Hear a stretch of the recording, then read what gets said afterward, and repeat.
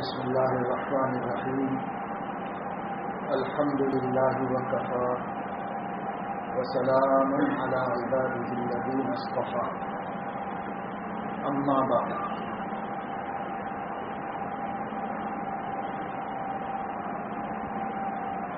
قال الله تبارك وتعالى: ما يلفظ من قول إلا لديه رقيب عتيد.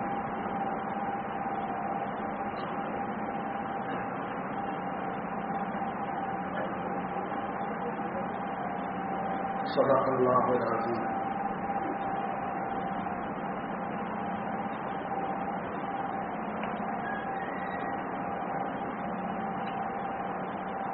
جو پرانے حضرات ہیں وہ بھی استقامت سے بیٹھو، اور جو نئے نئے آئے ہوئے ہیں وہ بھی جم کر اطمینان سے، سکون سے، نشاط کے ساتھ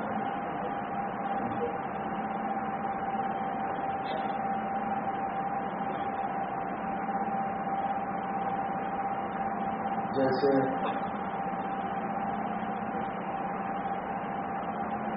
کسی نے کہا ہے کس طرح کرتے ہیں فریاد، ہمیں بھی بتا دو. کس طرح کرتے ہیں فریاد، ہمیں بھی بتا دو. اے اسیران قفس میں نو گرفتاروں.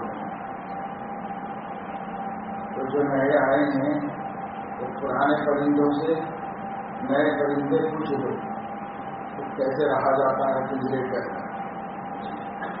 ایسے نہ ہو اور اس طرح جنگ کے رہنا پڑے گا.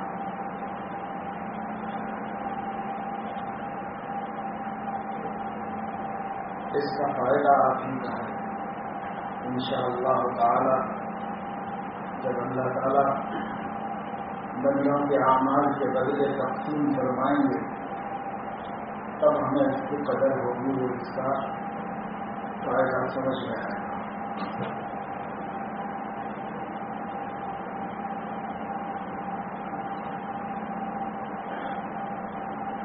انسان سر سے لے کے پیر تک اور شعور سے لے کے موت اللہ تعالیٰ کے احکام کا پابند ہے. اللہ تبارک و تعالیٰ شانہ نے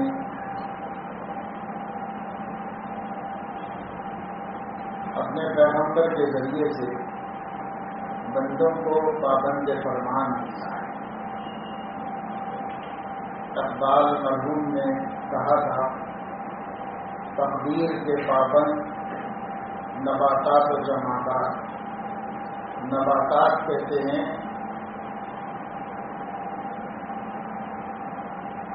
زمین سے اگنے والے تمام چیزوں، اور جمادات کہتے ہیں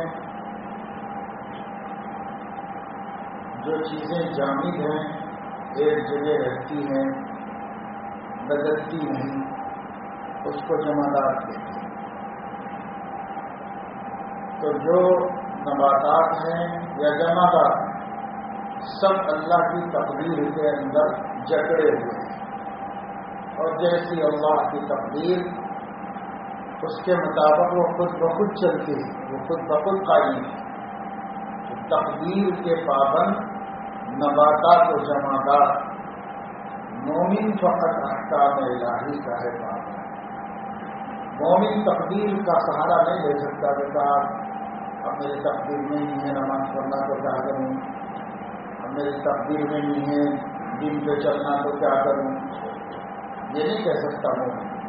تقدیر سے اگرچہ کہ اللہ تعالیٰ نے ساری مخلوق کو جوڑا ہے. اِنَّا كُلَّ شَيْءٍ خَلَقْنَاهُ بِقَدَرٍ. اللہ تعالیٰ نے ہر مخلوق کو پیدا کیا اور اسے تقدیر سے جوڑا، لیکن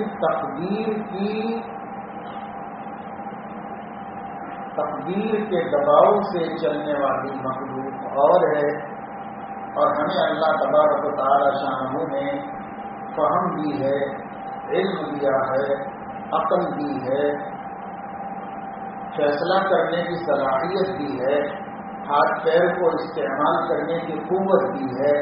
اس لیے ہم نہ نباتات میں شمار ہوتے ہیں، نہ جمادات میں شمار ہوتے ہیں، نہ دیگر حیوانات میں شمار ہوتے ہیں. ہم اشرف المخلوق، حیوان ناطق، سمجھنے بولنے والی مخلوق، اور اس کو اللہ نے شریعت کا مکلف کر دیا. ہر چیز میں ہم اللہ کی شریعت کے پابند. اس لیے مختصر الفاظ میں انہوں نے کہہ دیا کہ مومن فقط احکام الہی کا ہے پابند. مومن جو ہے وہ صرف اللہ تعالیٰ کے احکامات کا پابند ہے اور کسی چیز کا پابند ہے، اور وہ آزاد بھی نہیں کہ جو چاہے کرے، جیسے چاہے کرے، اس کے لیے آزاد بھی. انسانوں کو تو اللہ تعالیٰ نے آزاد کر دیا دونوں راستے دکھانے کے بعد.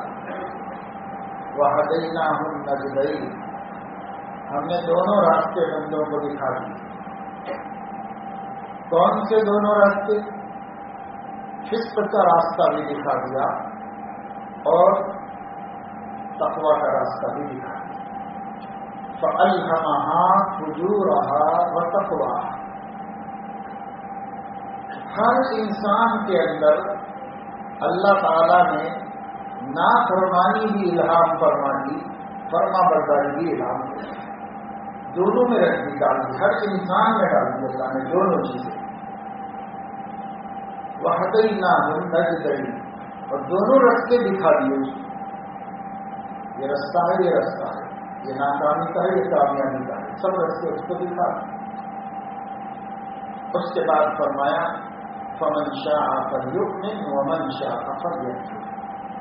اب جس کا جی چاہے مومن بنے اور جس کا جی چاہے کافر رہے، مرضی ہے بھائی. لا اکراہ فی الدین، دین تمہارے اوپر تھوپا نہیں جائے گا، اسلام تمہارے اوپر مسلط نہیں کیا جائے گا، کسی طاقت سے اسلام تمہارے اوپر مسلط نہیں کیا جائے گا. حدیث پاک میں آتا ہے کہ ایک مشرک قید ہو کر کے آئے کہیں سے، صحابہ کرام مہموں میں جاتے تھے، اطراف و اکناف میں فساد ہوتا رہتا تھا.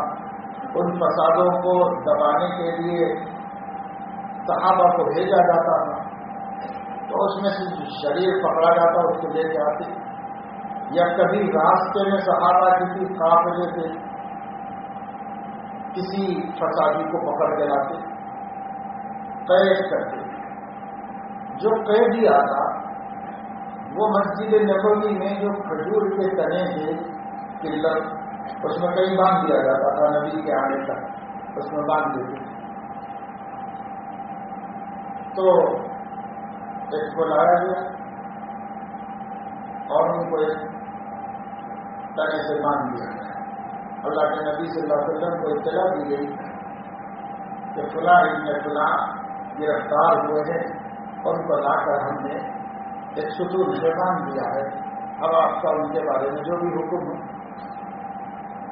آپ کہیں تو چھوڑ دیں، آپ کہیں تو تاوان اور فدیہ لگایا جائے ان پر، آپ کہیں تو قتل کر دیا جائے اس کو، کیونکہ یہ سب اسلام کے مجرم ہیں. تو آپ صلی اللہ علیہ وسلم جب مسجد میں تشریف لائے تو دیکھا کہ وہ بیچارہ بنا ہوا ہے، تو ان کے پاس آئے، قریب میں آ کر فرمایا تم سمجھدار آدمی ہو، مسلمان کیوں نہیں ہو جائے؟ دنیا آخرت کی کامیابی ہے، جو ضد کر رہے ہو مسلمان ہو جائے. تو انہوں نے کہا کہ میں مسلمان نہیں ہونا چاہتا، تو کچھ نہیں کہا، چلے گئے.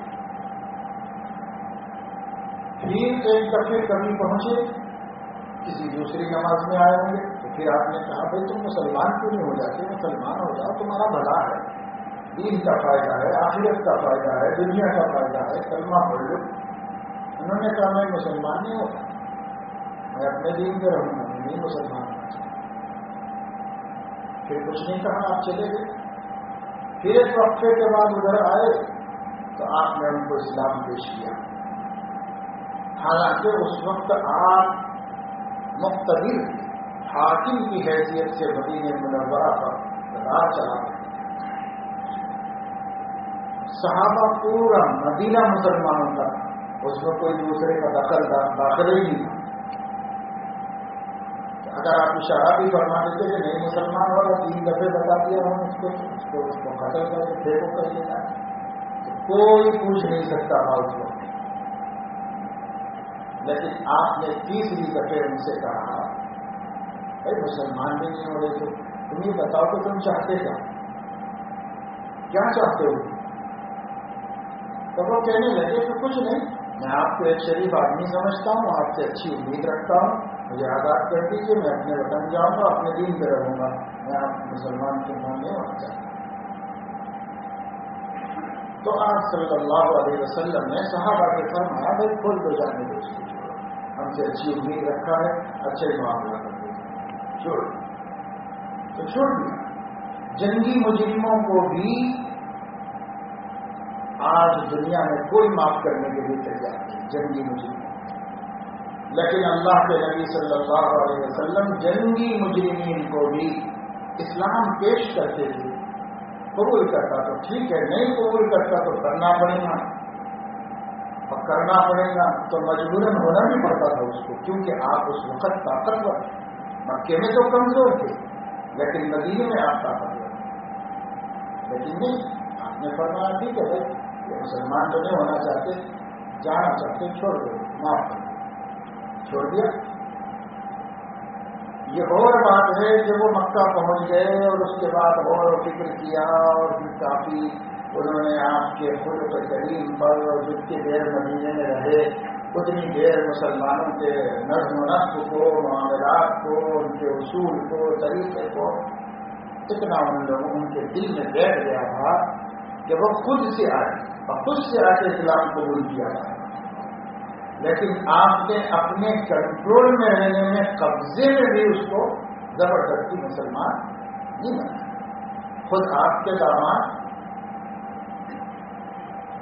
عاص بن وائل وہ مسلمان نہیں ہوئی تھی، ان کی زوجیت میں آپ کی بڑی بیٹی حضرت زینب رضی اللہ تعالی عنہا تھی، مگر وہ تو مسلمان۔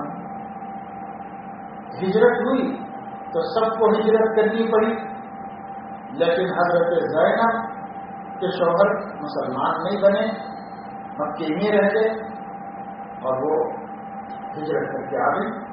اگرچہ کہ بڑی مصیبت تکلیف سے آئی لیکن بہرحال آ گئی۔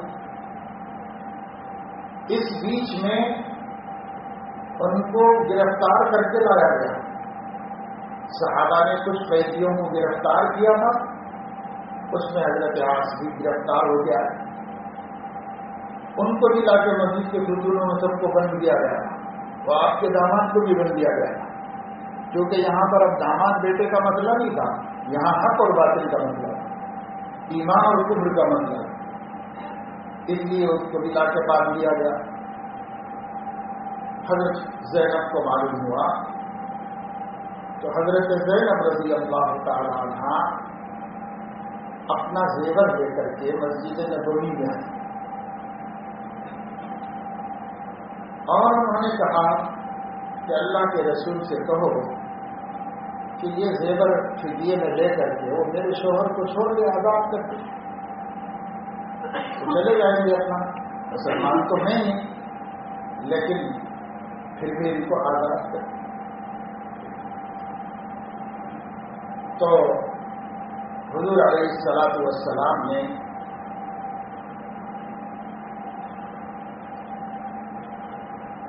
آپ ذرا سنجیدہ غور کرو کہ اسلام امتی اور نبی دونوں کے لیے برابر ہے۔ نبی کا مقام بہت بلند ہے لیکن اسلام کے احکام دونوں کے بعد۔ حضور علیہ الصلوۃ والسلام نے جب پیش کیا گیا آپ کے سامنے لا کر زیور تو آپ کو یاد آیا کہ یہ خدیجہ کا زیور ہے، جو اس نے اپنی بیٹی کو یادگار دیا تھا. اور خدیجہ انتقال کر گئی. حضرت خدیجہ کو حضور صلی اللہ علیہ وسلم بہت یاد کرتے تھے, بہت یاد کرتے تھے, کیونکہ انہوں نے 25 سال وفادارانہ زندگی گزاری تھی حضور علیہ السلام کے ساتھ. سخت مشکل دنوں میں وہی آپ کی حرارت تھی اور آپ کی ہمت تھی. اس لیے بہت یاد کرتے تھے حضور علیہ السلام کو. اور حضور صلی اللہ تعالی علیہ وسلم جب بھی گھر میں کوئی اچھی چیز بنتی پکتی یا کہیں سے آ جاتی تو آپ اپنی جس زوج کے پاس بھی ہوتے ان سے فرماتے, بھائی اس میں سے کچھ خدیجہ کی سہیلیوں کو بھی بھیجا دو. تو خدیجہ خدیجہ خدیجہ کی سہیلیوں کا خیال, خدیجہ کے رشتہ داروں کا خیال جب ہر وقت زبان پہ آتا رہتا تھا. حضرت عائشہ رضی اللہ تعالیٰ عنہ فرماتی ہیں کہ مجھ سے نبی اتنی محبت کرتے تھے کہ کسی اور سوکن پر مجھے کبھی رشک نہیں ہوا, اس لیے کہ ان سب سے بڑھ کر مجھے ہی چاہتے تھے نبی پاک صلی اللہ علیہ وسلم. لیکن خدیجہ دنیا میں نہیں تھی, مجھے ان سے رشک ہوتا رہتا تھا, کیونکہ حضور علیہ السلام جب اچھی بات ہوئی, جب کوئی خاص بات ہوئی تو ذرا خدیجہ کی سہیلیوں کا خیال کر لو, ذرا خدیجہ کے رشتے داروں کے پاس بھی جا دو, یہ فرماتے تھے. اتنا آپ کو ان کا لحاظ تھا, خیال. اور اس میں تعلیم بھی, بھائی کسی کی بیوی مر گئی تو بھول گئی, مر گئی سے ختم, کوئی رشتہ نہ آتا نہ تعلق. حضور علیہ السلام حضرت خدیجہ کے رشتے دار تو کیا حضرت خدیجہ کی سہیلیوں کو بھی نہیں بھولتے تھے, ان کا بھی خیال رکھتے تھے, کیونکہ بیوی کی نسبت سے. خیر, تو حضور صلی اللہ تعالی علیہ وسلم نے جب دیکھا کہ یہ زیور خدیجہ کا ہے اور اس نے اپنی بیٹی کو یادگار دیا ہوا, اور وہ شوہر کو چھڑانے کے لیے بیت المال میں فدیہ دینے کو لے کے آئے, تو آپ کا دل بھر آیا اور آپ نے اس کو اپنی بیٹی سے جدا کرنا پسند نہیں کیا. لیکن آپ نے یہ سوچا کہ فدیہ بیت المال کا حق ہے جو سارے مسلمانوں کا حق بنتا ہے, اس میں ایک کیا فیصلہ کروں, کیسے فیصلہ کروں. تو صحابہ مسجد میں جمع ہوئے, آپ نے صحابہ کرام سے فرمایا, دیکھو بھائی یہ فدیہ تم لوگوں کا حق ہے, میرا جی یوں چاہ رہا ہے کہ خدیجہ کی یادگار زینب کے پاس رہے اور وہ اس سے جدا نہ ہو. اگر آپ لوگ اجازت دیں تو میں آپ کو بغیر فدیہ لیے رہا کر دیتا ہوں, اور اگر آپ لوگوں ناپسند کریں تو یہ بیت المال میں ڈال دیں. تو سب صحابہ نے ایک زبان کہا, یا رسول اللہ, ہمیں اس میں سے ایک کوڑی کی بھی ضرورت نہیں ہے, آپ کی پسند, آپ کا خیال, اس کے بعد ہم سے مشورے کی ضرورت ہے. تو فرمایا نہیں, یہ تمہارا حق ہے, تمہاری خوشی کے بغیر میں واپس نہیں کر سکتا. اس لیے حضور علیہ السلام نے جب سب صحابہ نے بخوشی اجازت دے دی تو آپ نے وہ زیور کی زینب کو دے دیا اور اگر آپ کو چھوڑ دیا, لیکن یہ فرمایا تم مدینے میں رہنا چاہو تو رہ سکتے ہو, لیکن خدیجہ سے زینب سے تم ازدواجی تعلقات نہیں رکھ سکتے, اس لیے کہ دو مذہبوں کا رشتہ نہیں, ازدواجی تعلقات نہیں رکھ سکتے. وہ رہنا چاہو تو رہو نہیں, تو رہتے تھے وہ, اور پھر وہ چلے گئے مکہ مکرمہ. ان کو بھی حضور صلی اللہ علیہ وسلم نے اسلام پیش کیا تو مسلمان ہو جاؤ. تو وہ داماد کہنے لگے میں مسلمان نہیں ہوں. آپ نے کہا ہو جاؤ, تمہارا بھلا ہے, اس میں خیر ہے, تمہاری بیوی بھی تم سے اتنی محبت رکھتی ہے اور تمہیں چھڑانے کے لیے اپنا سب کچھ قربان کر دی. تو کہنے لگے کہ مجھے بھی زینب سے محبت ہے, لیکن مذہب اسلام نہیں قبول کرتا, دین نہیں قبول کرتا. تو آپ نے فرمایا اچھا رہنا چاہو رہو, کھاؤ پیو, لیکن زینب سے ازدواجی تعلقات نہیں رکھ سکتے. یہ بنا کر دیا. وہ کچھ دن رہے, پھر مکہ چلے گئے. وہ ایک سفر سے واپس آ رہے تھے اور مکے والوں کا مال تجارت ان کے پاس تھا. اس مال تجارت کے ساتھ مکہ پہنچے اور وہاں پہنچ کر جس کا مال لے گئے تھے ایک ایک کو حرم میں آواز دی، بلایا، سوائے بھائی تم نے کتنا مال دیا تھا مجھے؟ اتنا دیا تھا، یہ تمہارا مال ہے، یہ حساب ہے، تمہارا نفع ہے، اور یہ کہتے بات. دوسرے کو، تیسرے کو، چوتھے کو، سب کو دیتے.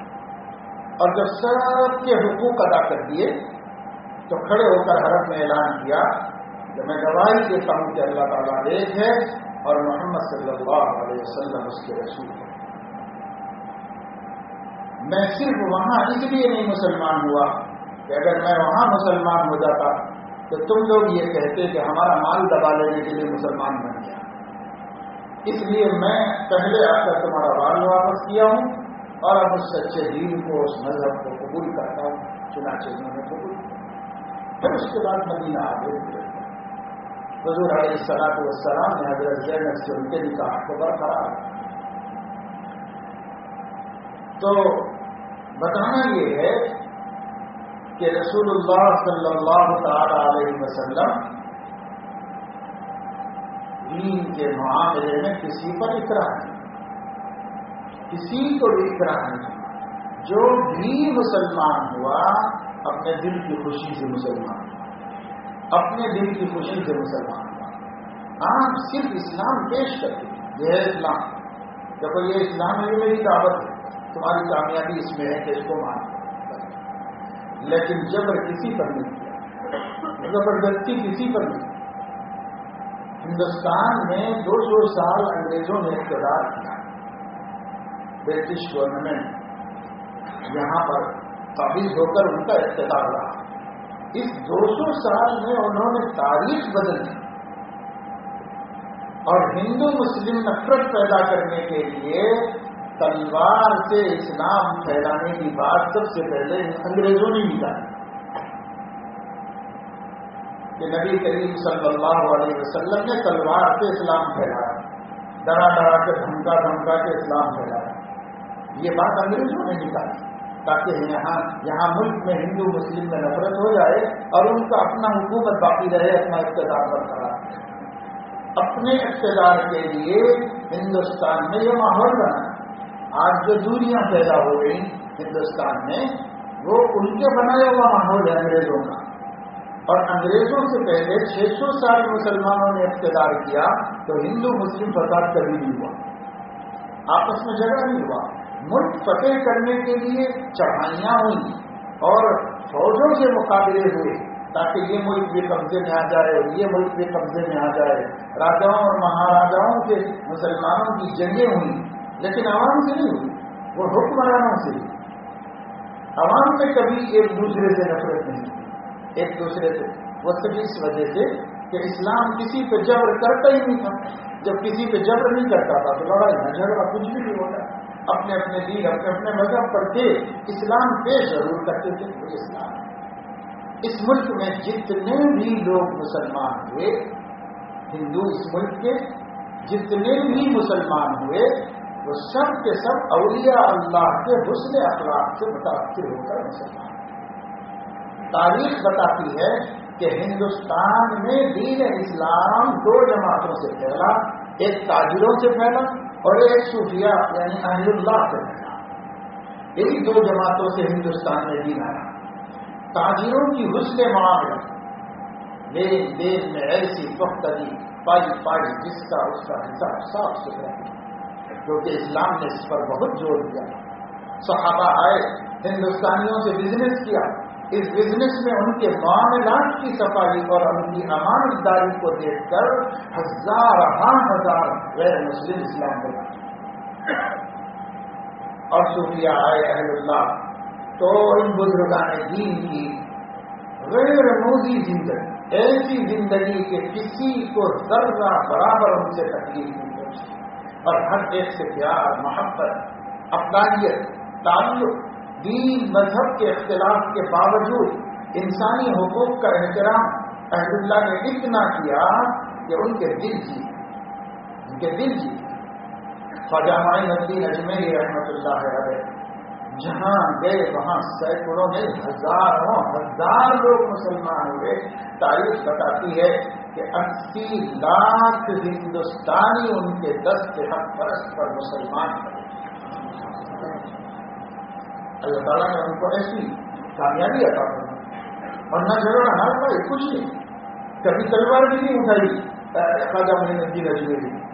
بس اپنے کو پیش کیا دیکھو اسلام یہ ایسا مسلمان ہوتا ہے.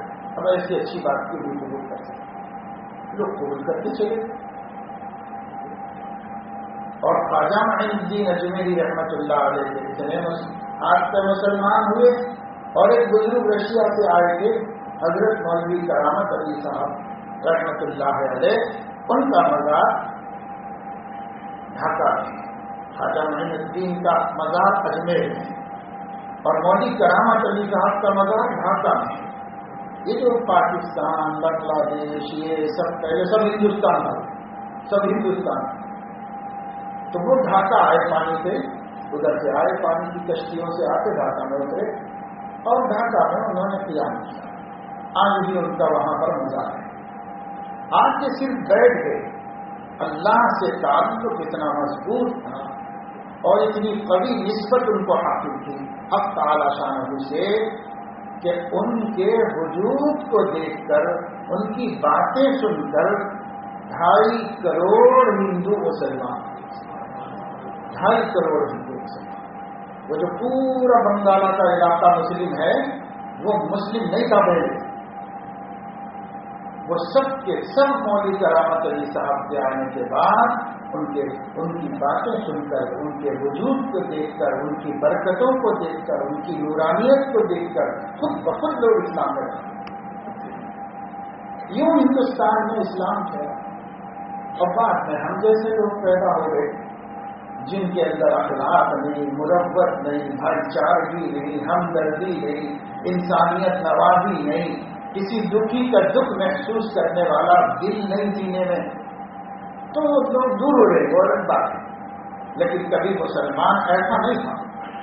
اسی وجہ سے حضرت مولانا عمر صاحب پالنپوری رحمۃ اللہ علیہ فرمایا کرتے تھے کہ میں ایک مرتبہ ٹرین میں سفر میں جا رہے تھے کسی علاقے میں, تو اس بوگی میں سردار جی لوگ بھی تھے, یعنی سکھ.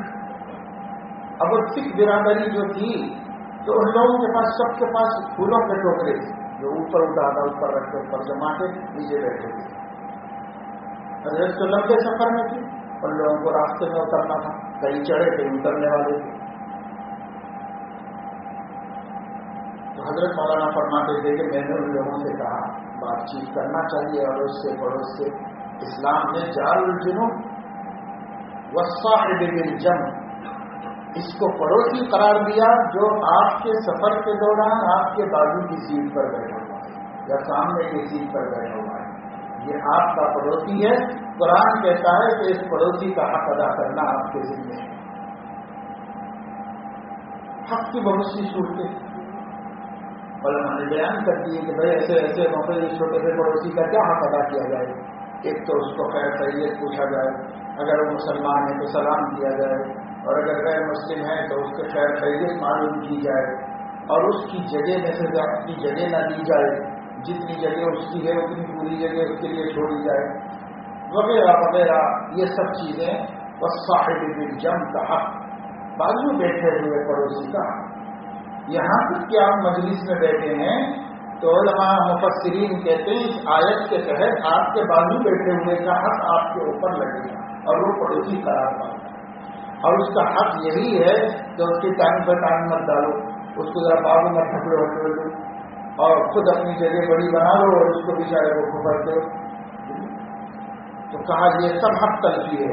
اور صاحب بالجنب, جو تمہارے بازو بیٹھا ہے اس کا بھی حق قرآن نے کہا, قرآن نے بیان کیا. اب یہ سب قرآن, یہ سب حقوق پہلے کے لوگ عمل کرتے. تو مولانا نے اس سے کچھ بات چیت کی, ایسا ایسا یہ کیا کام کرتے ہو, کہاں جا رہے ہو, کہاں کس جگہ جانے کا ارادہ ہے. ان لوگوں نے بتایا کہ ہم لوگ دھندا کاروبار کرتے ہیں, جو بھی کرتے ہیں اجمیر جا رہے ہیں. تو حضرت نے پوچھا اجمیر میں کیا ہے, کچھ کاروبار ہے, کسی سے ملنے جا رہے ہو. تو کہنے لگے کہ نہیں اجمیر تو خواجہ کے پاس جا رہے ہیں، دیکھیے ہمارے پھول رکھے ہوئے ہیں اوپر سے پھول چڑھانے جا رہے ہیں خواجہ کی درگاہ۔ تو حضرت مولانا فرماتے ہیں کہ میں نے ان سے پوچھا کہ کچھ ہی دن پہلے تقسیم کے موقع پر سکھوں نے دلی سے لاہور جانے والی ہر ٹرین پہ حملہ کر کے عورتوں کو، بچوں کو، مردوں کو، سب کو کاٹ کاٹ کے پھینکا۔ دلی سے اس طرح بھر کر ٹرینیں نکلتی تھیں تقسیم کے وقت کہ کھڑکیوں میں بھی لوگ کھڑے تھے، چھتوں پر بھی بیٹھے ہوئے ہوتے، لیکن یہ ٹرین جب لاہور پہنچتی تھی تو آدھی بھی باقی تھی۔ رستے میں سب سکھ لوگ جو ہے تلواروں سے کھڑکیوں میں سے بچوں کو کھینچ کر تلواروں کے نیزوں پہ کاٹتے تھے۔ وہ زیادہ زمانہ پرانا نہیں ہوا تھا واقعہ۔ تو مولانا فرماتے ہیں کہ میں نے ان لوگوں سے پوچھا یہ کیا بات ہے کہ آپ خواجہ بھی مسلمان، ہم بھی مسلمان، لیکن آپ لوگ خواجہ کے تو پھول چڑھانے جاتے ہو مرنے کے بعد، اور ہمارے بچوں کو کاٹ کے پھینکتے ہو کیا؟ ہم بھی مسلمان ہیں، خواجہ بھی مسلمان۔ تو مولانا بڑے بڑے جلسوں میں، لاکھوں کے جلسوں میں سنایا کرتے تھے کہ انہوں نے مجھے یہ جواب دیا، اور وہ جواب ہماری عبرت کا ہے۔ انہوں نے یہ کہا کہ خواجہ اسلام پر تھے، آپ لوگ اسلام پر تھے۔ یہ جواب دیا اس کو، وہ حقیقت ہے، یہ حقیقت۔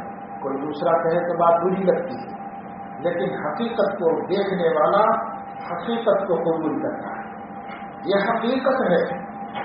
2.5 کروڑ ہندو ایک آدمی کو دیکھ کر مسلمان ہو سکتے ہیں، اور 2.5 کروڑ مسلمانوں کو دیکھ کر ایک ہندو مسلمان نہیں ہو سکتا۔ کیوں؟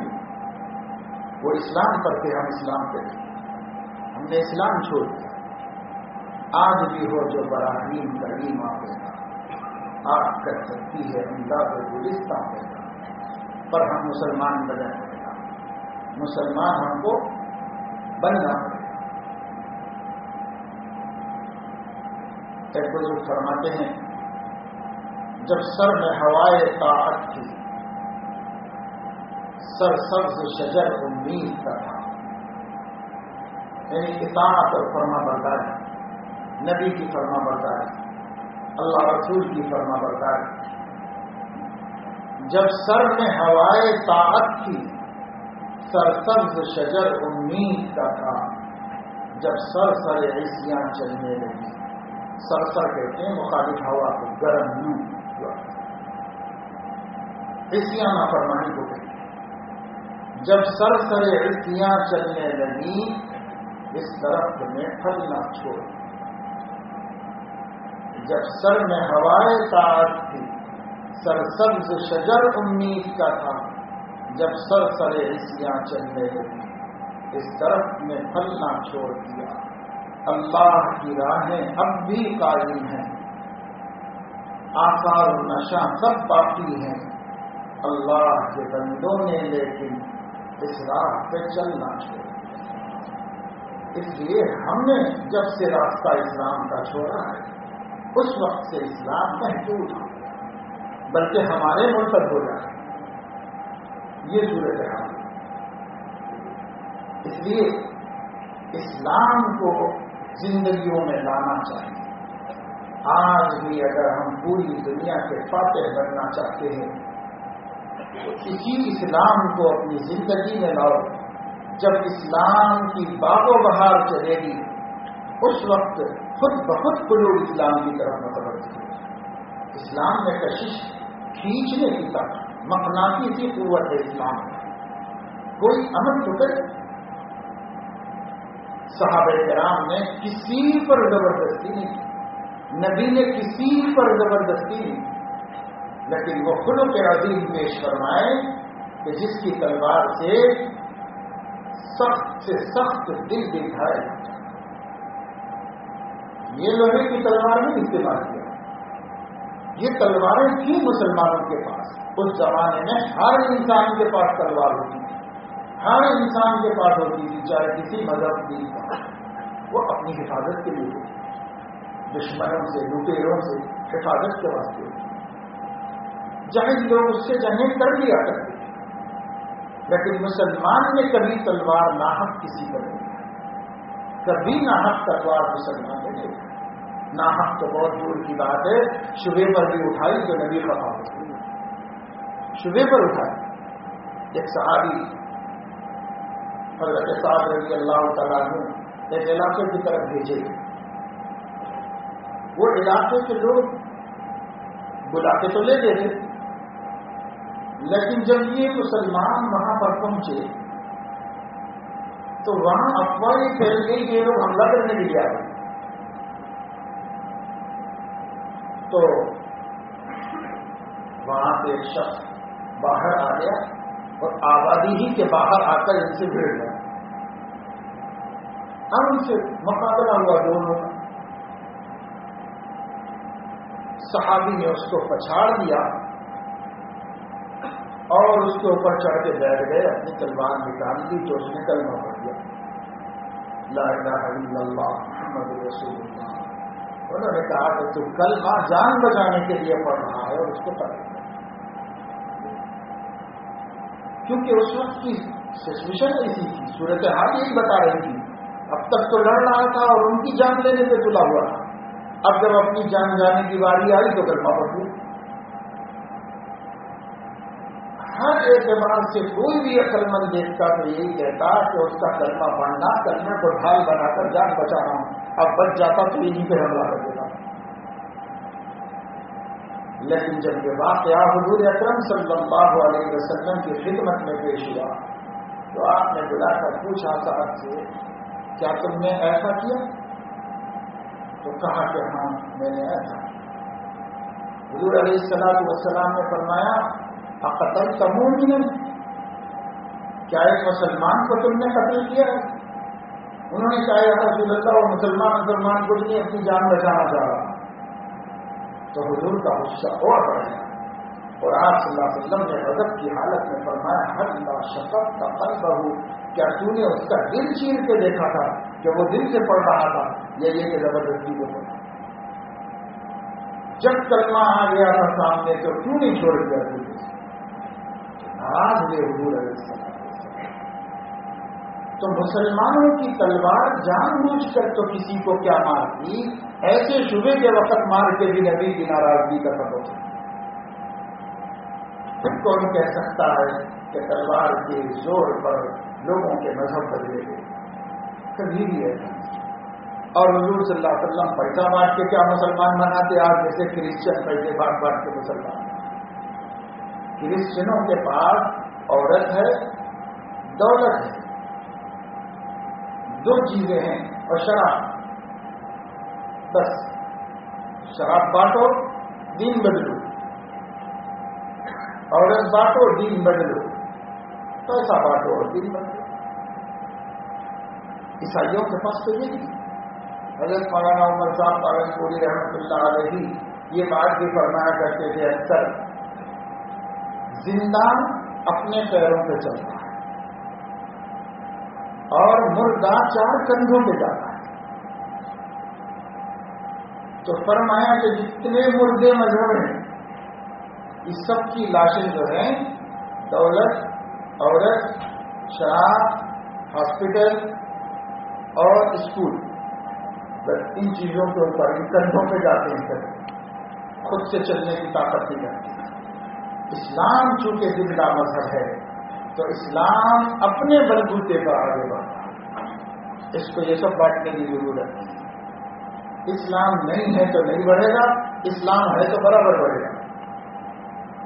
ہمارے پاس چونکہ اسلام ہے نہیں اس لیے ہم بڑھ نہیں پا رہے. اگر اسلام ہو تو کسی چیز کی مدد کی ضرورت نہیں، ہم خود ہی بڑھیں گے، خود ہی اسلام بڑھے گا. مگر وہ حقیقی اسلام ہونا نا جو اسلام ہم سیکھنے کے لیے بھی تیار نہیں. کئی نہیں اسلام سیکھنے کے واسطے. مسلمان ہیں تو ہیں، کیوں ہیں؟ اس لیے کہ مسلم گھرانے میں پیدا ہوئے ہیں، اس لیے مسلمان. فرصت نہیں ہے. فرصت آپ اختیار کرو، خلق عظیم کو سیکھو. آقا نے کس طرح زندگی گزاری تھی، کیسے ان کی صفات تھی، کیسی ان کی عادات تھی، اگر آپ اس کو سیکھ لو اور اس پر چلنے کا حوصلہ کرو، ارادہ کرو، تو اسلام کو پھیلانا نہیں پڑتا، اسلام خود پھیلتا ہے، خود پھیلتا ہے، اس کو پھیلانا نہیں پڑتا اسلام کو، بشرطے کہ ہم مسلمان ہوں اور ہمارے پاس اسلام ہو، ہمارے پاس اسلام ہے، یہ ہماری مجبوری ہے۔ اس وجہ سے اللہ کے نبی صلی اللہ تعالی علیہ وسلم نے کسی پر اکراہ نہیں فرمایا، کسی پر جبر نہیں فرمایا۔ لا اکراہ فی الدین قد تبین الرشد من الغی۔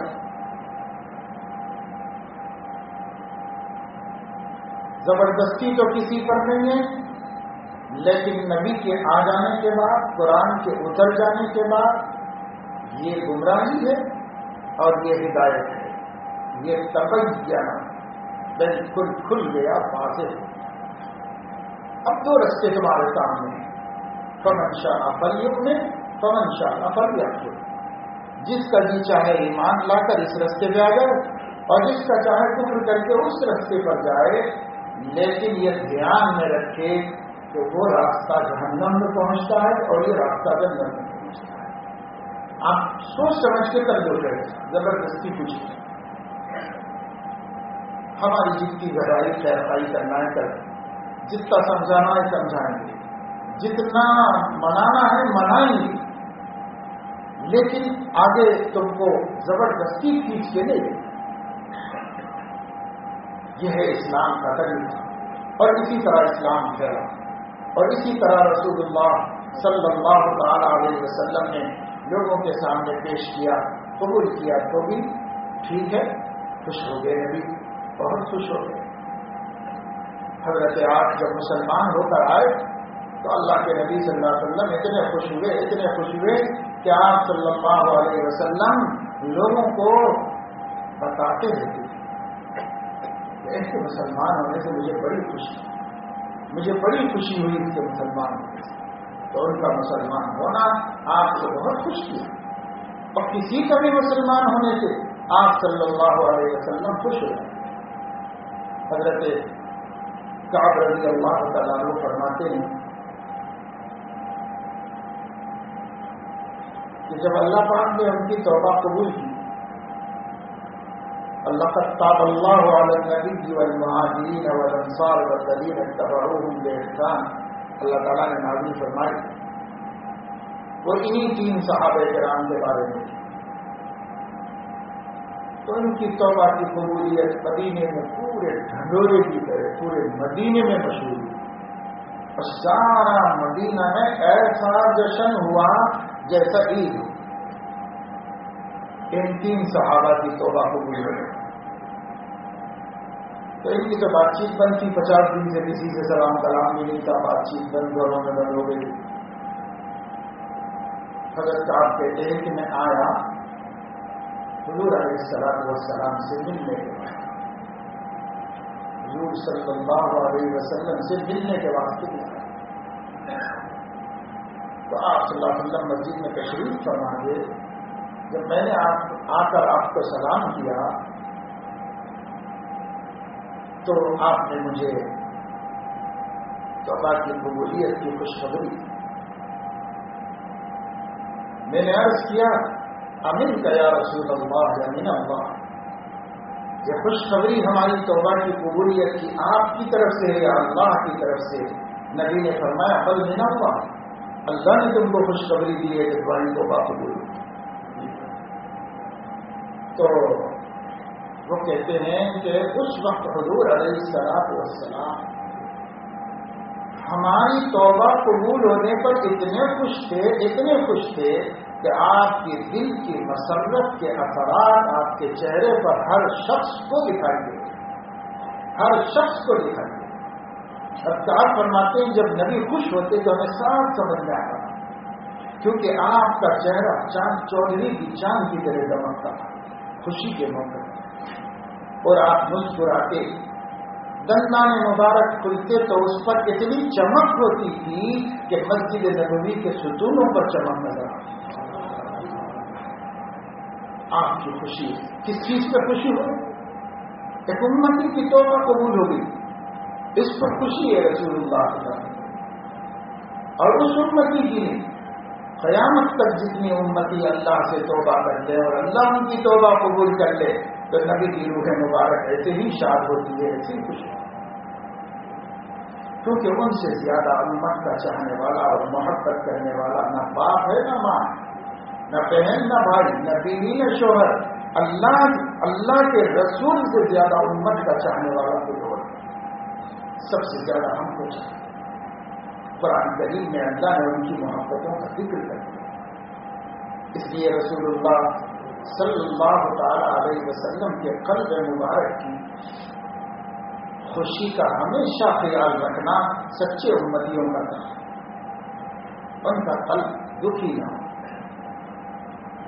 دنیا میں تھے تو عمر بھر مکے میں مشرکین دکھی رکھے ہوئے تھے، مدینے میں یہود اور منافقین دکھی رکھے ہوئے تھے. دنیا سے پردہ فرما گئے. برزخ میں امت کے اعمال اور امت کے معاصی کی کثرت کو دیکھ کر نبی دکھی ہوتے ہیں.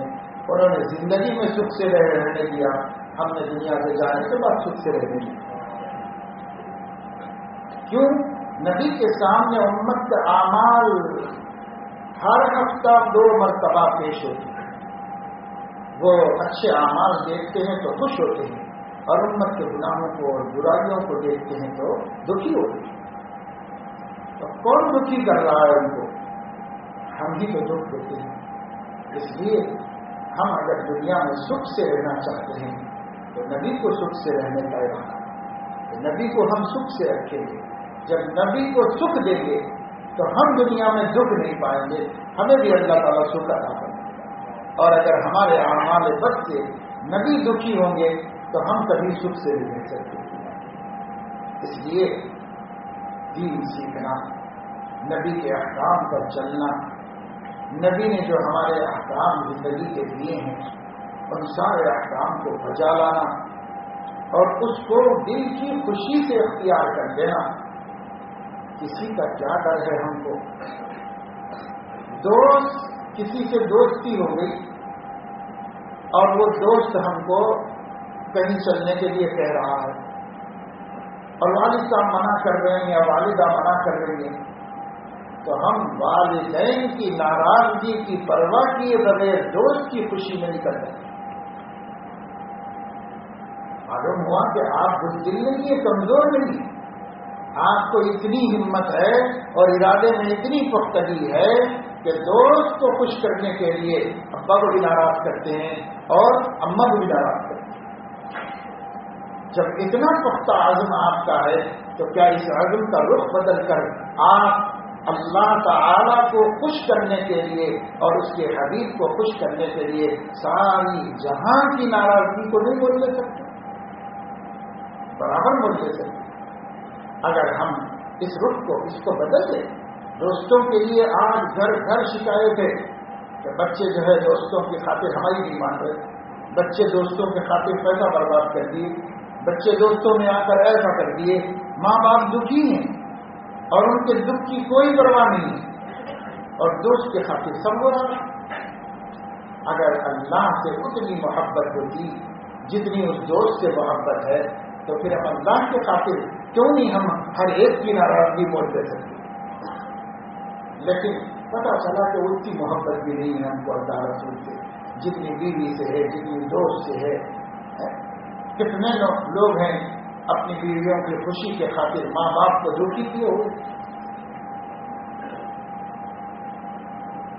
ناانصافی تو کسی بھی صورت میں نہیں کرنا چاہیے، لیکن ایسی جانبداری کہ ماں باپ کا دل ٹوٹ جائے یہ تو کوئی عقل مندی کی بات نہیں. لیکن کرنے والے کر رہے ہیں.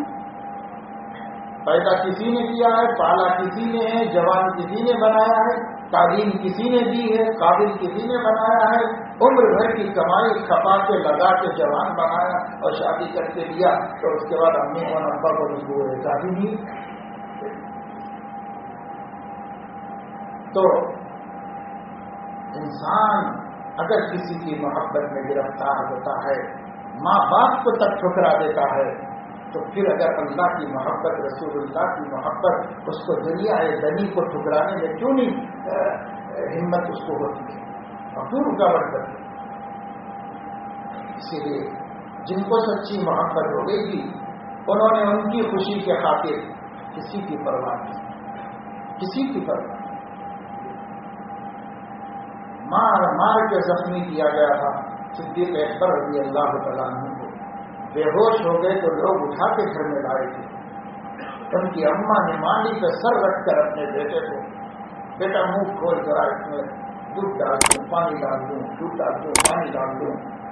لیکن صدیق اکبر کہتے تھے میرے اوپر ایک قطرہ بھی حرام ہے پانی کا جب تک یہ پتہ نہ چل جائے کہ نبی کا کیا ہوا، کیونکہ اس وقت نبی بھی تھے وہاں. لوگوں نے میرا تو یہ بنایا، نبی کا کیا ہوا جب تک مجھے پتہ نہ چل جائے. کسی نے کہا کہ وہ میں ٹھیک ہے بالکل خیریت سے نہیں، مجھے لے کر چلو، میں آنکھوں سے دیکھوں گا تب مانوں. ان کو لے جا کر دار رقم میں نبی کی خیریت دکھائی گئی، تب جا کر کے اس زخمی ابو بکر نے حلق میں کچھ ڈالنے کی اجازت. محبت کس کو کہ اس کو محبت کی، کہاں محبت ہے؟ حضور علیہ الصلوۃ والسلام احد میں تشریف لے گئے تھے، احد میں پانکھا پلٹ گیا. پہلے جیت گئے تھے مسلمان، پھر اس کے بعد ہار گئے، ذرا سی غلطی سے بالکل پانکھا پلٹ گیا.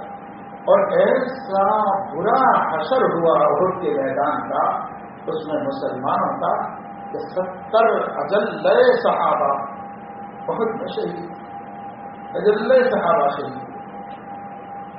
اس وقت رسول اللہ صلی اللہ تعالی علیہ وسلم حضرت ابو بکر کا کیا مقام ہے ان جن لوگوں کے سامنے.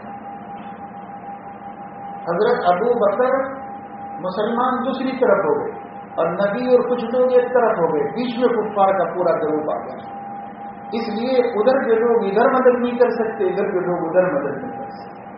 اب کفار نے دنا دن مار مار کے گرانا شروع کیا اور کوئی ان کا مقابلہ نہیں کیا.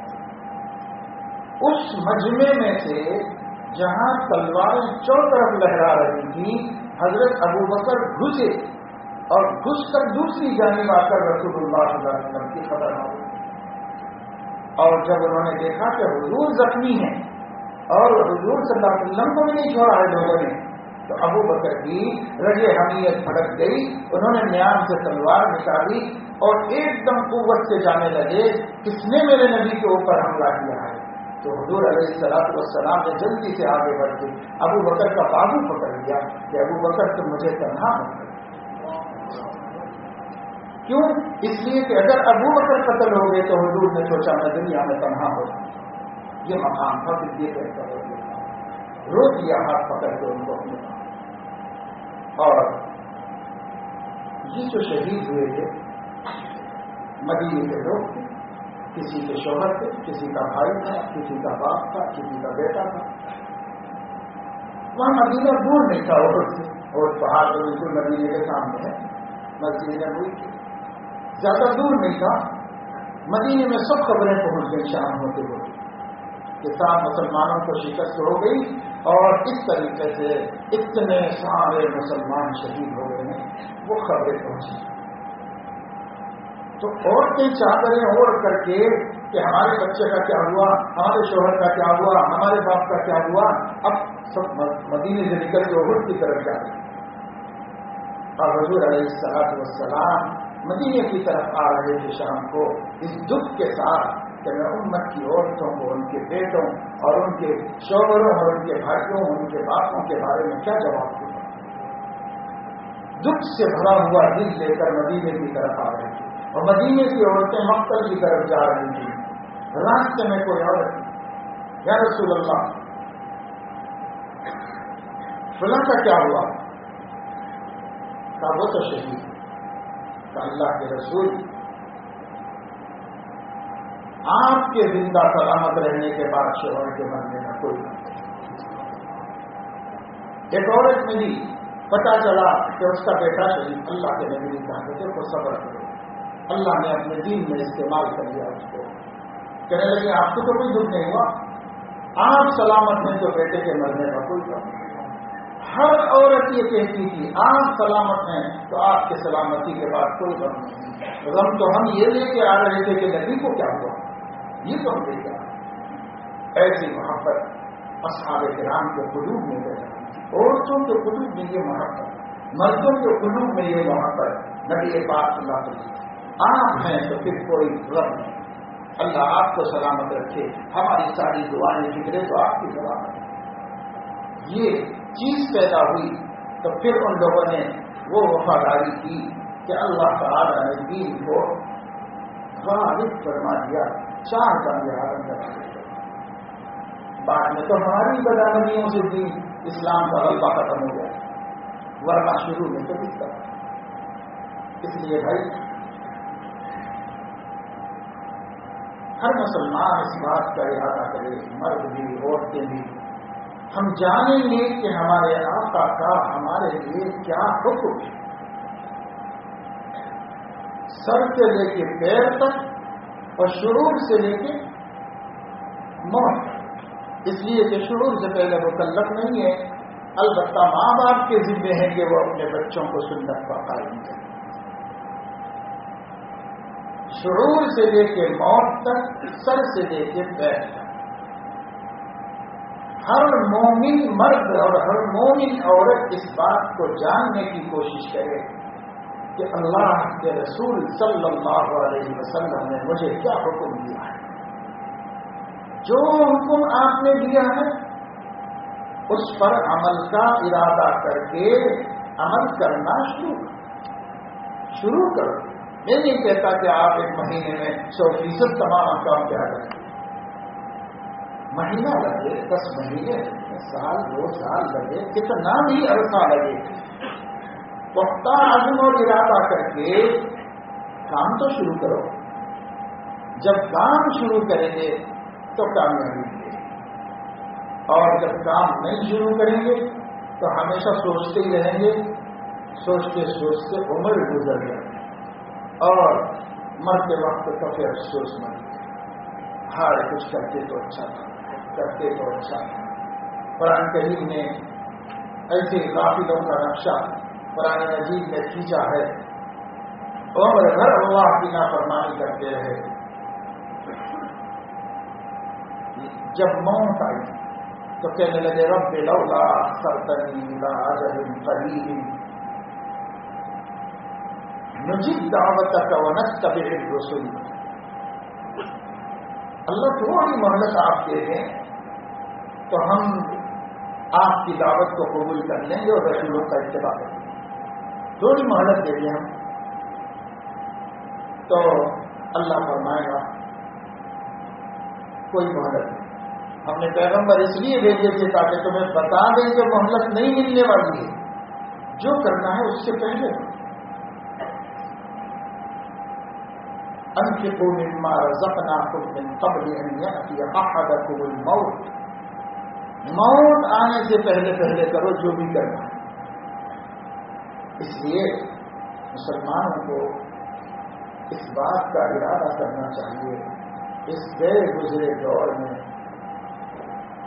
جبکہ ہمارے لیے اسلام کے علاوہ کوئی پناہ نہیں. مولا اسلام سے اسلام پر ثبات کو ماننا اور اللہ تعالیٰ سے دعا کرتے رہنا چاہیے یا ولی الاسلام واہلہ ثبتنا بہ حتی نلقاک. اے اسلام کے مالک اور اسلام والوں کے مالک، اپنی ملاقات کے دن تک ہمیں اسلام پر ثابت کرنا. یہ دعا اللہ سے مانگتے رہنا چاہیے. اور اس کا طریقہ عمل ہے. جتنا ہم عمل کی جدوجہد کریں گے، کوشش کریں گے، اللہ تبارک و تعالی شانہ ان کی اتنی برکت نصیب. اور جتنے احکامات سر سے پیر تک حضور علیہ الصلوۃ والسلام نے دیے ہیں ان میں آپ کا ایک حکم زبان کی حفاظت کا حکم ہے. میں نے شروع میں آیت پڑھی سورہ قاف کی، ما یلفظ من قول الا لدیہ رقیب عتید. کوئی لفظ تمہاری زبان سے نہیں نکلتا مگر یہ کہ اس کا نگراں اور اس کو تاکنے لگا ہوا فرشتہ فوراً اس پر قابو کرتا ہے اور اسے ریکارڈ کر لیتا ہے. جو بھی تم کہو گے وہ ریکارڈ ہوگا، اچھا ہو یا برا، ایک لفظ بھی چھوٹتا ہے. اللہ تعالیٰ فرما رہے ہیں ام یحسبون انا لا نسمع سرهم ونجواهم، کیا لوگ یہ سمجھ رہے ہیں کہ ان کی بھیدیں اور ان کی پھس کاناپوسی یا اپنے دل کے اندر کی باتیں کوئی نہیں سن رہا؟ ہم نہیں سن رہے ہیں، سمجھ رہے ہیں کہ ہم بہت دور ہیں، ہمیں پتہ نہیں. ام یحسبون، کیا کفار یہ سمجھ رہے ہیں انا لا نسمع سرهم ونجواهم، ہم ان کی بھید کی باتیں اور چھپی باتیں، ان کی سرگوشیاں، ان کے اندرونی مشورے، کیا ہم یہ نہیں سن رہے؟ یہ سمجھ رہے ہیں کہ ہم نہیں سن رہے؟ ہم تو سن ہی رہے ہیں. بلا ورسلنا لدیہم یکتبون، ہمارے فرشتے ان کے پاس ہی لکھ رہے ہیں. سب نوٹ ہو رہا ہے، سب محفوظ ہو رہا ہے. پہلے زمانے میں سوچتے ہوں گے اتنا ٹیسٹ کر لکھتے ہوں گے فرشتے اور کیسے ساری باتیں جمع کرتے ہوں گے. تو اس زمانے میں بھی ایمان ہم کو زیادہ مضبوط لائے تھے لوگ کہ وہ فرشتے ہیں، اللہ کے فرشتے ہمارے مقابلے میں بہت طاقتور ہیں، ان کے لیے کام مشکل نہیں آسان ہے.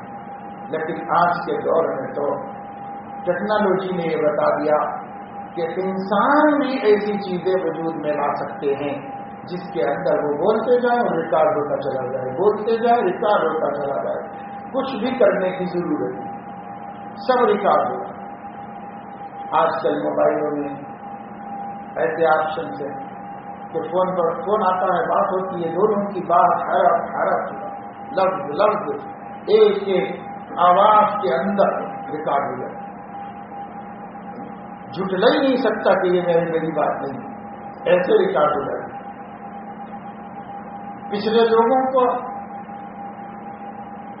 یقین اللہ کی ذات پر مضبوط ہونے کی وجہ سے مثالوں کی ضرورت نہیں تھی.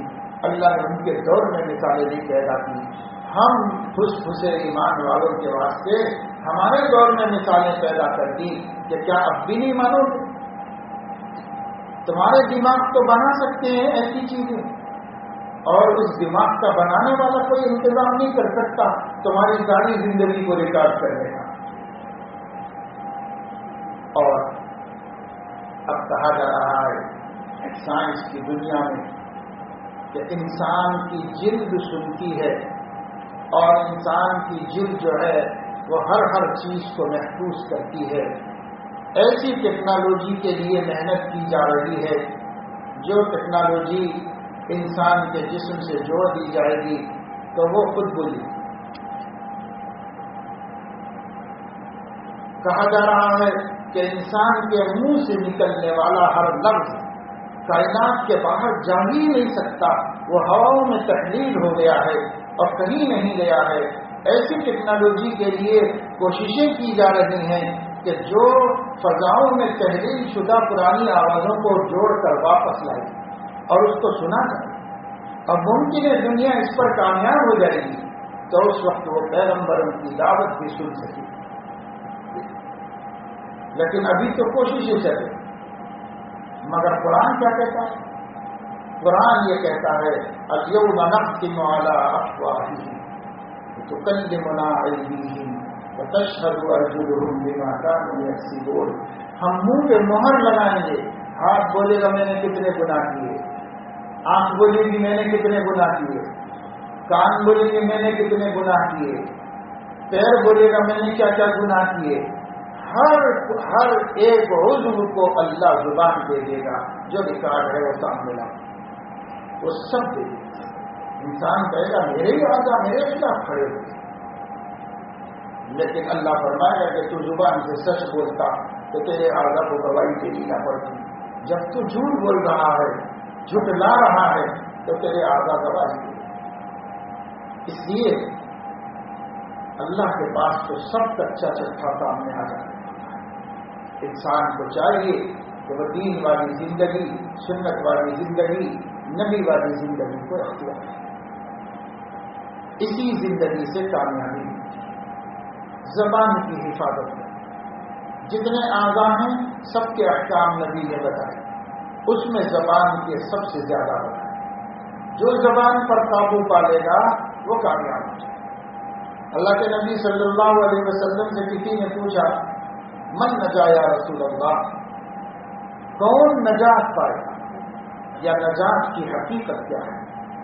آپ نے فرمایا املک علیک لسانک ولیسعک بیتک وابکی علی خطیئتک۔ زبان پر قابو کرو، زبان پر قابو کرو، نجات اس سے جڑی ہوئی ہے۔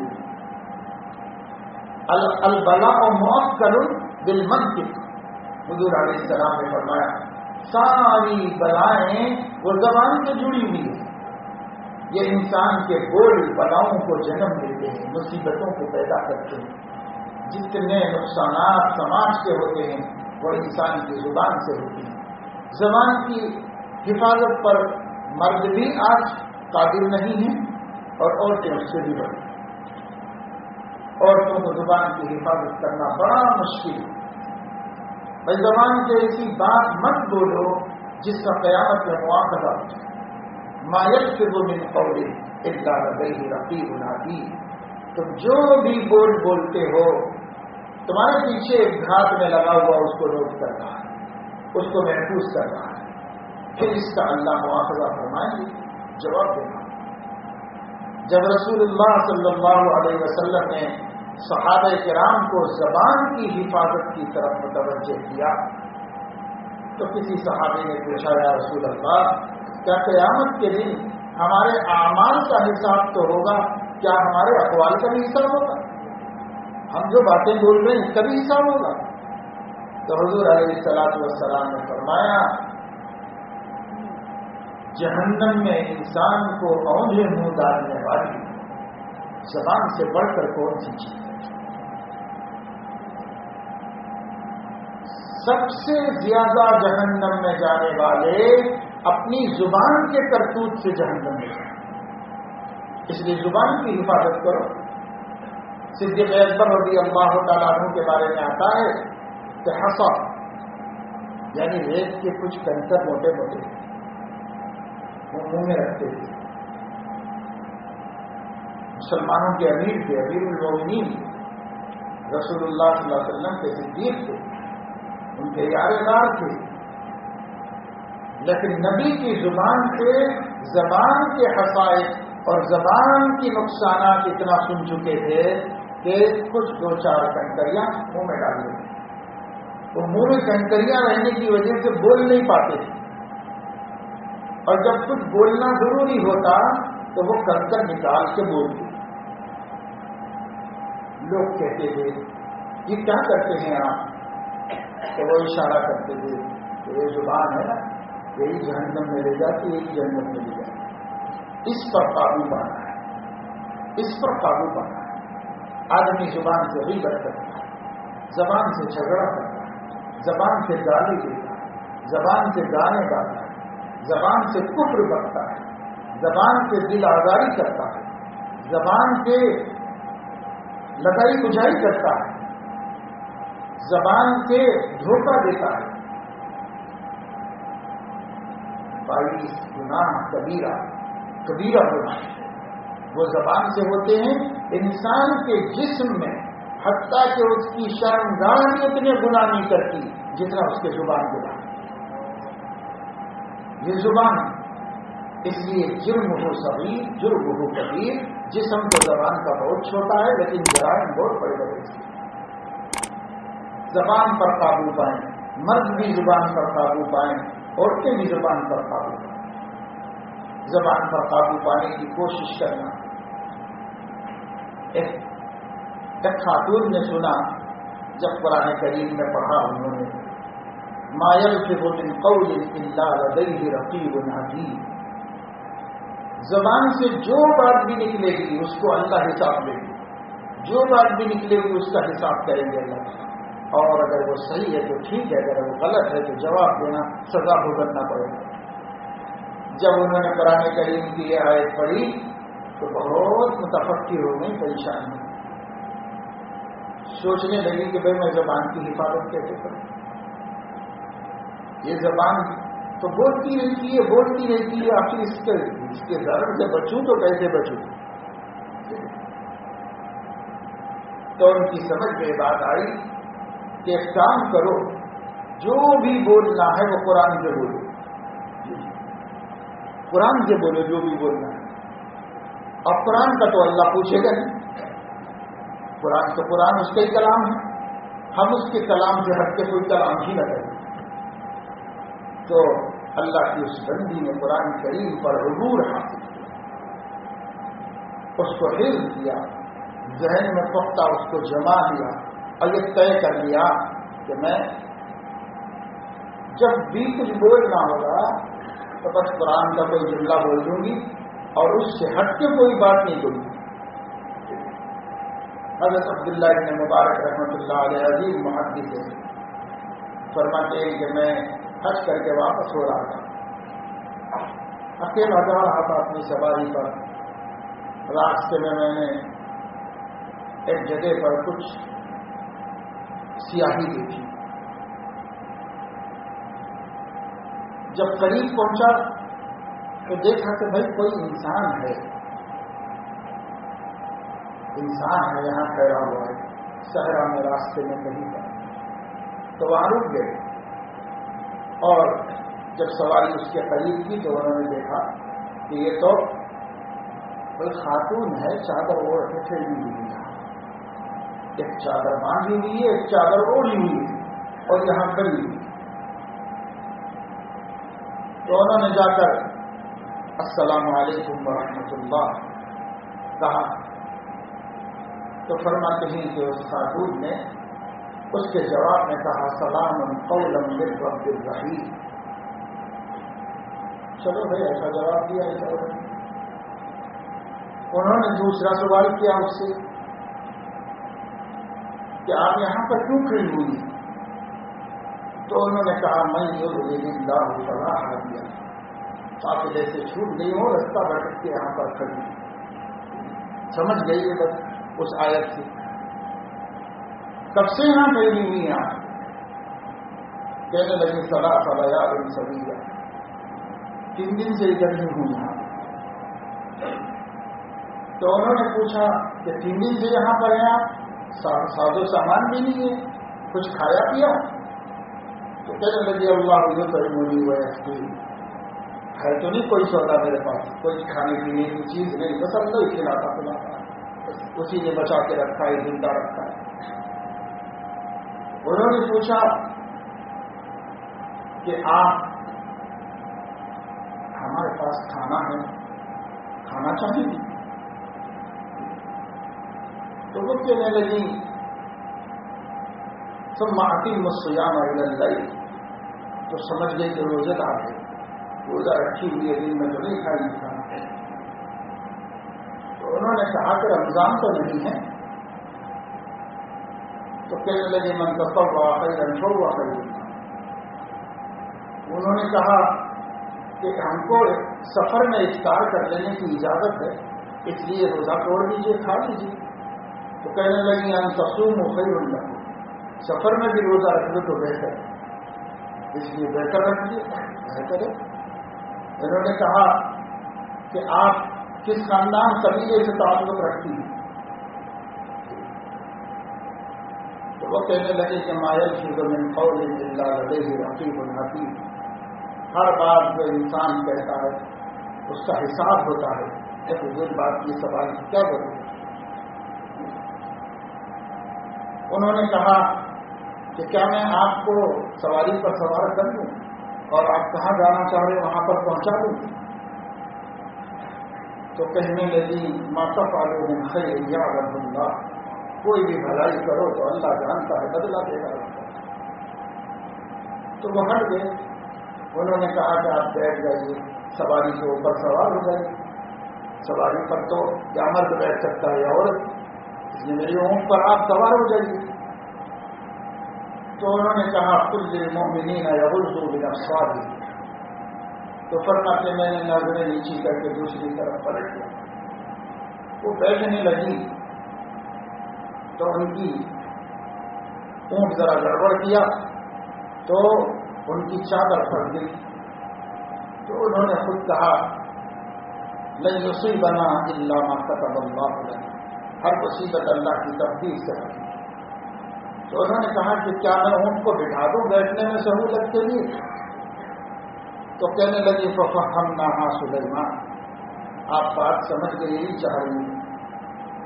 تو انہوں نے اونٹ کو پھر بٹھا دیا، وہ اس کے اوپر بیٹھ گئی، دعا پڑھی سبحان الذی سخر لنا ھذا وما كنا لہ مقرنین. پھر انہوں نے سواری کو آگے بڑھا دیا، پیچھے پیچھے وہ چلتے اور سواری آگے آگے چلتی، تیز تیز سواری کو دوڑانے لگی. اس بڑھیا نے کہا وقت فی مشیھا، اتنی تیز تیز مت دوڑائیے سواری. تو انہوں نے اس کو معتدل کر دیا، ہلکا کر کے چلانا شروع کیا. صحراؤں میں اونٹ چلانے والے اونٹوں کو خوش رکھنے اور تھکنے سے بچانے کے لیے ہودی کرتے ہیں، یعنی کچھ نظمیں پڑھتے ہیں جس سے اونٹ مگن ہو کر کے مسلسل چلتے ہیں. انہوں نے ہودی کرنا شروع کی تو اس خاتون نے کہا فقرؤوا ما تيسر من القرآن. وہ کیا سب ادھر ادھر کی باتیں کرتے ہو، قرآن سے بھی تو یہ کام لے سکتے ہو، قرآن کریم کی تلاوت کرو، فضول باتیں مت کرو. وہ قرآن کریم پڑھنے لگے. پوچھا کہ کہاں آپ کو جانا ہے، کس شہر میں لے جانا ہے آپ کو؟ تو کہا من المسجد الحرام الى المسجد الاقصى. تو سمجھ گئے کہ ملک شام کو جانا ہے، ادھر لے کے گئے. بستی آ گئی تو آپ کیا کرنا ہے؟ تو کہا شہر میں داخل ہونا ہے. ادخلوا من مصر، اس میں داخل ہو گئے. اب پوچھا کہاں جانا ہے؟ تو انہوں نے بتایا جہاں آبادی بستی ہے وہاں پر چلو. وہاں پر پہنچے. اب کہا کہ بھائی یہاں کس کو پکارے، کس کو آواز دے، کس کو بلائیں؟ تو اس نے کہا واتخذ اللہ ابراہیم خلیلا وکلم اللہ موسیٰ تکلیما یا یحییٰ خذ الکتاب بقوہ. تو انہوں نے وہاں بچی کی آواز دی ہے یا یحییٰ، یا کلیم، یا موسیٰ جو نام تھے، یا ابراہیم. انہوں نے وہاں آواز بڑھائی. تو کہتے ہیں خطبے میں سے 3 نوجوان بلند قامت نہایت خوبصورت جیسے ان کے چہرے چاند ایسے نکل کے آئے. اور انہوں نے دیکھا کہ اونٹ پر جو ہے ہماری راستے میں قافلے سے چھوٹی ہوئی ماں کوئی لے کے آ گیا ہے. تو انہوں نے خوش ہو کر کے ماں سے ملاقات کی، ان کو اتار کے اندر لے گئے. تو ماں نے اپنے بچوں کو فوراً حکم دیا فبعثوا احدکم بورقکم ھذہ، جاؤ جلدی کسی کو بھیجو کھانا لے کے آئے. بارہ کھانا لے کے آ گئے. تو حضرت عبداللہ ابن مبارک سے انہوں نے کہا کہ ان کو بٹھاؤ، دسترخوان بچھاؤ اور کلوا واشربوا ہنیئا بما اسلفتم فی الایام الخالیہ. تو وہ بیٹھے. انہوں نے ان بچوں سے کہا کہ تم کو خدا کی قسم میں اس وقت تک کھانا نہیں کھاؤں گا. یہ تمہاری اماں کا کیا قصہ ہے؟ تمہاری اماں کا کیا قصہ ہے؟ وہاں سے چلے اور یہاں تک کوئی بات کرتا ہوں تو اس کا جواب نہیں. ہر بات قرآن کی آیت، قرآن کی آیت، قرآن کی آیت. تو ان کے بچوں نے کہا کہ کوئی خاص بات نہیں، بات دراصل یہ ہے کہ ہماری ماں نے جب ما یلفظ من قول الا لدیہ رقیب عتید کو سنا تو اس دن ہماری ماں نے طے کر لیا تھا کہ ہم اللہ کو حساب دینے سے بچنے کے واسطے اللہ ہی کا کلام بولیں گے اور کوئی دوسری بات کریں گے ہی. اب کہنے لگی وہ دن تھا، آج کا دن ہے. 40 برس سے ہماری ماں نے قرآن کے ہٹ کے کچھ نہیں، قرآن کے ہٹ کے کوئی لفظ نہیں کہا.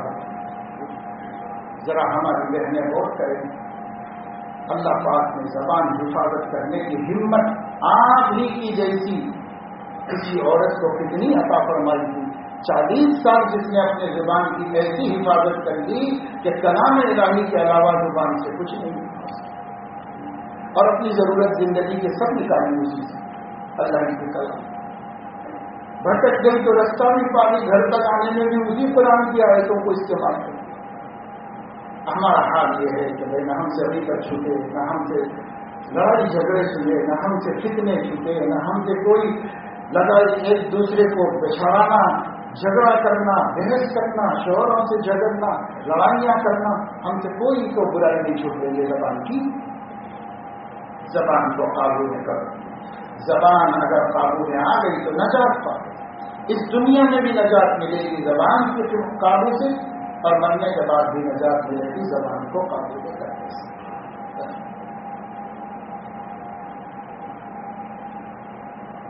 تو سبق آج کا یہ ہے کہ ہمارے نبی نے ہم کو شعور سے لے کے موت تک اور سر سے لے کے پیر تک، عادت میں، عبادت میں، عقیدے میں، اخلاق میں، اعمال میں، لباس میں، وضاحت میں، معاملات میں، معاشرت میں، ہر چیز میں اپنے دین کا پابند کیا ہے، اور ہم ان کے امتی ہونے کی حیثیت سے اپنے اوپر یہ فرض رکھتے ہیں کہ ہم ان کا دین جانیں اور حکم کے مطابق زندگی گزاریں۔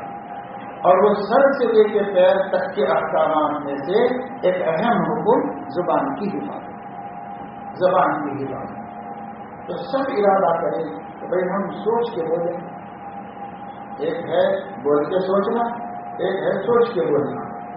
بول کے سوچنے والا ذلیل ہوتا ہے اور سوچ کے بولنے والا عزت پاتا ہے، کبھی نہیں پچھتاتا۔ جو سوچ کے بولتا ہے وہ کبھی نہیں پچھتاتا۔ اس لیے سوچ کے بولنے کی عادت ڈالنا چاہیے۔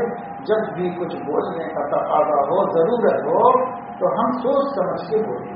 اتنا بولیں کہ گناہ تک نہ پہنچے۔ گناہ بڑی بات ہے، دایانی تک بھی نہ پہنچے۔ اگر دایانی تک پہنچنے سے بچیں گے تو کم از کم گناہ تک پہنچنے سے تو بچ جائیں گے۔ اس لیے زبان کی حفاظت سب کو کرنا چاہیے۔ یہ اللہ تعالیٰ کا بہت بڑی نعمت اور اس کا بہت بڑا فضل ہے کہ ہم زبان کی حفاظت کرنے کے لیے اللہ تعالیٰ نے ہم کو ان باتوں کو کہنے اور سمجھنے کی توفیق دی ہے۔ اب اللہ پاک اپنے فضل سے ہم کو عمل کی بھی توفیق عطا فرمائے۔ اس لیے اس کی طرف توجہ دلا رہی، ہر جگہ ہماری زبان ہم کو نقصان پہنچا رہی ہے، اللہ تعالیٰ حفاظت کرنا۔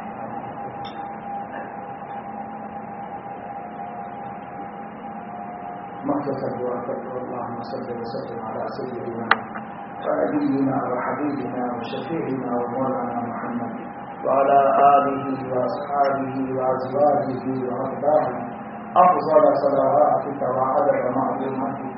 ربنا آتنا فی الدنیا حسنہ وفی الآخرۃ حسنہ وقنا عذاب النار۔ ربنا اتمم لنا نورنا واغفر لنا انك على كل شيء قدير۔ اللهم انا نسألك من خير ما سألك منه نبيك محمد صلى الله عليه وسلم، ونعوذ بك من شر ما استعاذ منه نبيك محمد صلى الله عليه وسلم، أنت المستعان وعليك البلاغ، ولا حول ولا قوة إلا بالله۔ سبحان ربك رب العزة عما يصفون، سلام على المرسلين، والحمد لله رب العالمين۔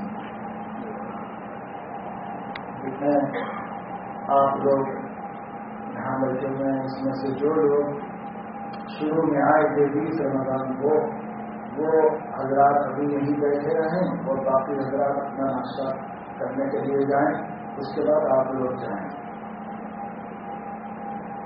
جو 10 دن کے اعتکاف میں ہے وہیں بیٹھے تھے۔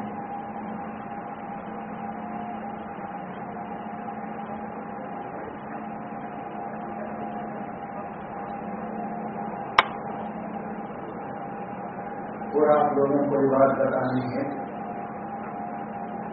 کہ اعتکاف کا جو نظم یہاں پر کیا جاتا ہے، شروع دن میں شاید میں نے آپ لوگوں کو بتایا تھا کہ یہ اعتکاف کا نظم جو ہے وہ مدرسے کی طرف سے نہیں ہوتا، اور مدرسے کے مالیے کے مقاصد بھی داخل بھی نہیں۔